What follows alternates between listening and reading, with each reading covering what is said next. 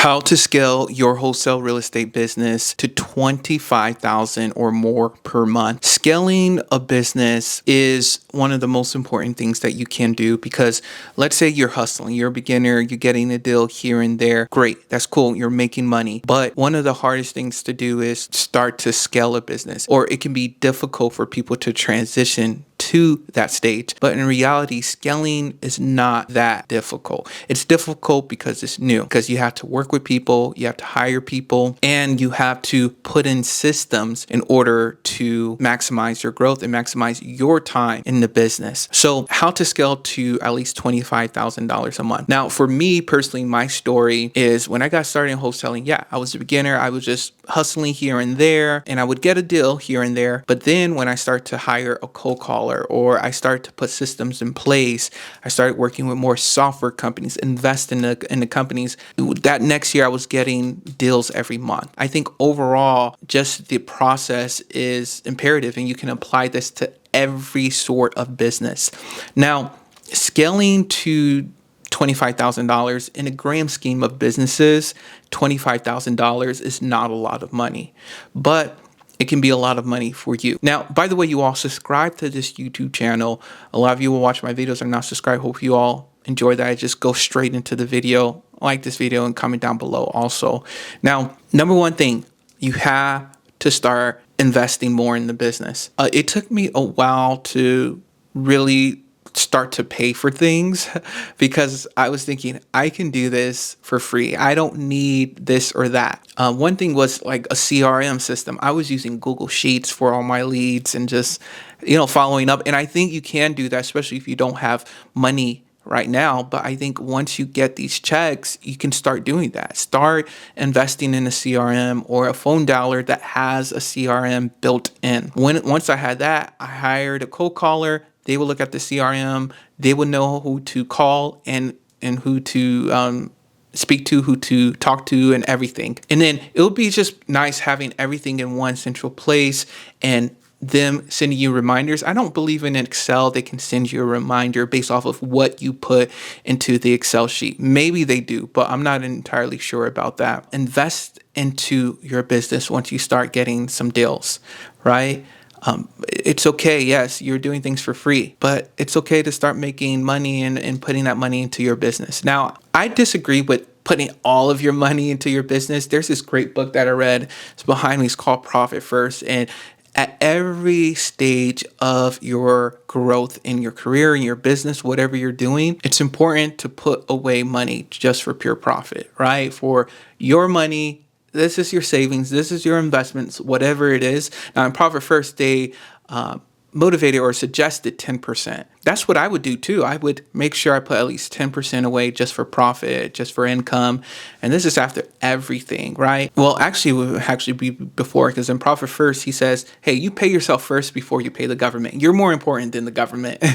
And so, yes, even though you have a tax bill, put aside your 10%. And people have other contributions to different areas that they want to do. So there's a balance between putting all of your money into your business and not putting any money into your business. So invest into your business. That's one way to scale. So you can invest by hiring people, right? Start hiring a cold caller. If you're just cold calling, you have to hire another caller, right? This is best. And honestly, now that I have a few properties in the area, I'm getting phone calls. And these people that are calling me, they're not the owner of the business, right? And on top of that, they're from other countries, which is fine, right? It may work for them, but it happens. And with wholesaling in general, as you all know, and I stated this before in other videos, is that right now I'm concentrating on building my portfolio, right? And so, I may use wholesaling tactics, but I'm not wholesaling per se, right? I'm flipping properties. I am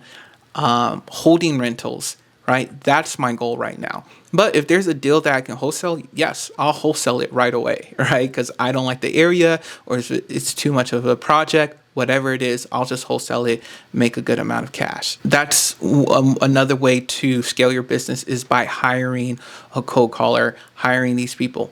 Now, other softwares you can use is like mailers. I know some people, when they first get started, they're writing every single letter. No, don't do that with direct mail. There are companies out there that will mail it for you stamp it for you, have a simple postcard. Yes, it's expensive. Now postcards, I don't know the cost. I think the last time I checked, I think if you're doing a list of about 1,000 or less, I think it's pretty high.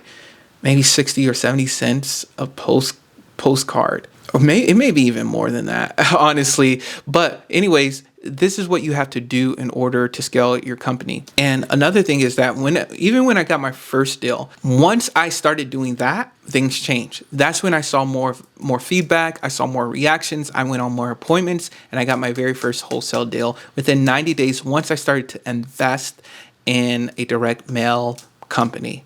And so, yes, it was hard because I haven't gotten a deal and I'm spending thousands of dollars. And it worked out. It worked out. Now, another thing is that you have to, when you're scaling your business, you have to be able to network, right? Network is so important to your business. You have to meet with other sellers, have other sellers know your name, know the names of other wholesalers, go to these meetups, meet these different people because it's important. It's imperative that you're able to do that. And so in my business, there was a time when I just didn't have certain buyers for certain properties.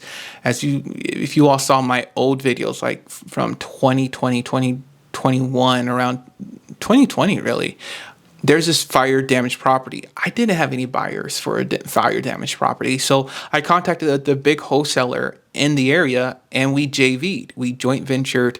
We went together on the deal. We split the deal 50-50 and they brought the buyer in and yeah, we made, decent amount of money for whatever it's worth.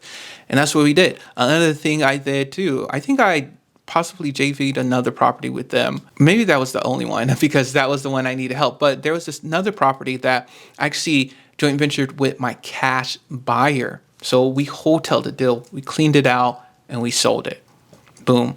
I think we made maybe 40 grand off that property. We just cleaned it up and just put it back on the market. He took care of all that and we split the profit 50-50. So we each got around 20. That's the power of working with other people in your area, networking. And so I wish I scaled a little bit better because after a while I did get burned out. I would have done better in the business if I was able to scale it and to set it and forget it and let other people manage it, right? I think I would have stuck with wholesaling till this day if I was able to keep up with the demands, with the change in the industry, with regulation, with more competition, and with less people in the market trying to sell their homes for a discount. And so I think all of that played a role in this business. I hope you all are scaling your business, scaling it to 25,000. Now, scaling it to 25,000 as opposed to just getting one deal a month,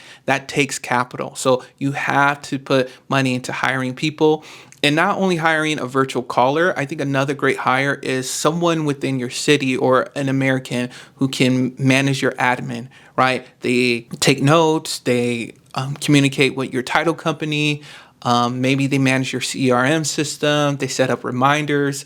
That's what is going to bring you to a business.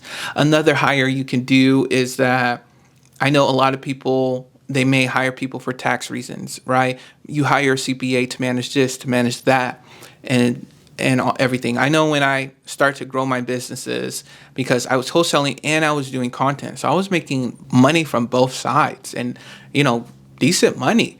And so after a while, I had to go to a CPA because I'm an entrepreneur. I need 2 years of income tax in order to purchase my own rental property, essentially. And so I had to make sure everything looked good. I had my LLCs and things of that nature. And so after that, I was able to get deals after deals. I was able to scale in that way and hire people out for certain things. But yeah, hiring the CPA is a great step to scaling that business to over $25,000. But the main thing, $25,000, scaling your business, or it could be 50 or 100,000, is just more capital.